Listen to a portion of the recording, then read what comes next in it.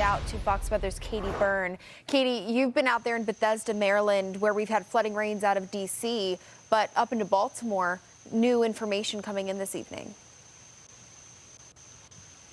Jane, I just got off the phone with the Mount Airy Volunteer Fire Department public information officer who tragically confirmed a young boy died after the storms there. He said around 5:20 this evening, torrential rains led to a phone call that they received for a boy distressed in the water. They responded, but because of everything and the conditions changing so fast, the boy ended up getting swept away into a small drainage pipe.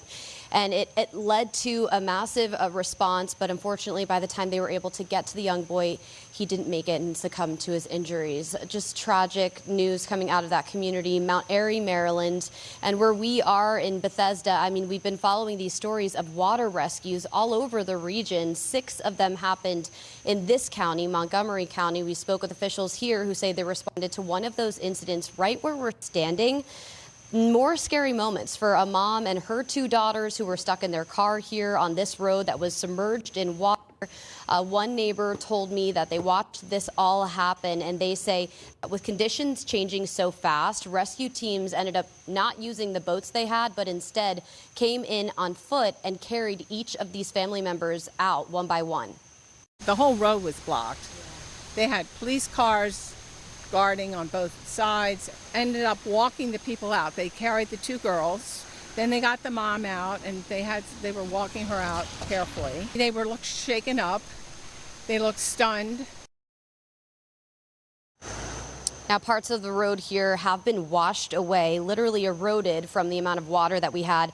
We spoke with the officials here on the ground who say some people did end up going to the hospital to get checked out in this county, Harford County, another one in Maryland where water rescues were underway there that we were monitoring as well. But this all really happened, the worst of the flooding at least, along the 95 corridor in major cities, but also in the suburbs like Philly, D.C., New York City, and Baltimore in the afternoon, early evening hours when a lot of people were on those roads. And unfortunately, in that community, Mount Airy, Maryland, where I just spoke with the public information officer of the local volunteer fire department, he says that where this all happened was a frequent place that kids would play, and things just changed so quickly, and it turned into a devastating outcome there.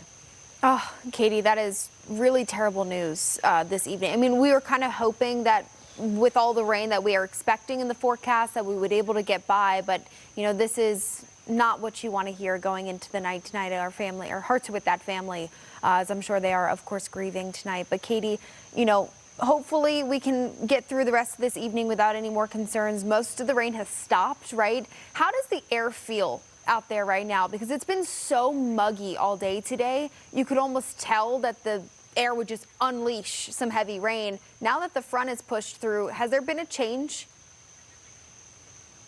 There's definitely been a change. I think I haven't checked the temperature in a while, but I would say by at least 10, 15 degrees we've dropped. I think I heard on the radio that we're going to get into the 60s overnight here in the D.C. metro area. So that's a big change from what we had in the last few days. I can tell you, I started out in Alexandria, Virginia today before we made our way to some of the harder hit spots where those water rescues were happening, like here in Bethesda and Potomac.